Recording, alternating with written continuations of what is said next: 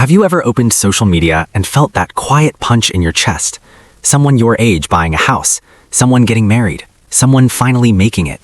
And you're sitting there thinking, what am I doing wrong? If you feel like life is moving forward without you, like you're late to something everyone else already figured out, stay with me. Because this feeling, it's more common than you think, and it's not telling you the truth. Feeling behind doesn't usually show up loudly. It's quiet. It's that moment at night when everything goes still and your mind starts listing timelines you didn't meet. By this age, I should have had more saved. By now, I should know what I'm doing. I shouldn't still feel this lost. And here's the thing. This feeling hits hardest when you are trying, when you're showing up, when you care. Lazy people don't feel behind. People who've given up don't feel behind. This feeling belongs to people who expected more from themselves. Let's be honest for a second. You're not just comparing results, you're comparing chapters. You're looking at someone's highlight and judging it against your behind-the-scenes mess. The doubts, the restarts, the days where motivation disappears. And nobody really talks about this part. Most people don't know what they're doing either. They're just better at hiding it. The timeline you think you're late to, it was never real. Here's something that changed how I see this completely. Life isn't a race, but it feels like one when you're running someone else's route. You don't feel behind because you're failing. You feel behind because you're measuring yourself with the wrong clock. Different background, different energy, different responsibilities, different battles. Same age does not mean same pace. Let that sink in. Now here's the real danger. The danger isn't being behind. The danger is letting this feeling freeze you. This is where people get stuck. They think, I'm already behind, so what's the point?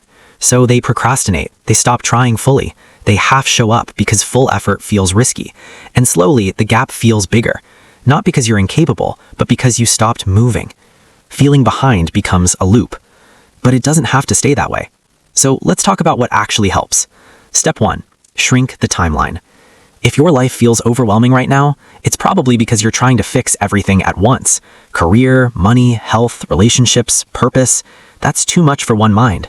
So stop asking, where should I be in 5 years? And start asking, what's one small thing I can improve this week?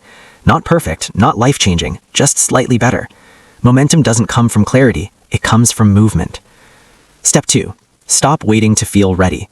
Most people don't move forward because they're waiting for confidence, or motivation, or certainty. But confidence doesn't come before action, it comes after. You don't wake up ready. You become ready by doing the uncomfortable thing anyway. Send the application, start the habit badly, show up tired. Progress favors people who move imperfectly. Step 3. Redefine what ahead actually means. Right now, ahead probably means money, status, or milestones. But what if being ahead meant learning how to regulate your emotions? What if it meant building consistency instead of chasing bursts?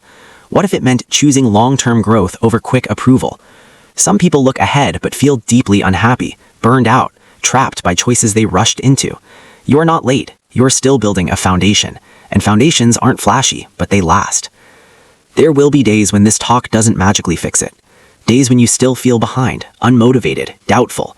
On those days, don't quit your whole life. Quit the comparison. Quit the all or nothing thinking.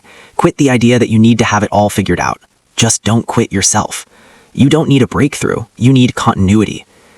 Here's a quiet reminder you might need. Some of the most meaningful progress happens in seasons where nothing looks impressive.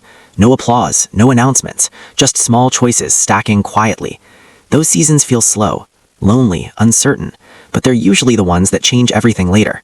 So if you're feeling behind in life, remember this. You're not broken. You're not late. You're not failing. You're in progress. Tonight, do one small thing your future self will thank you for. Just one.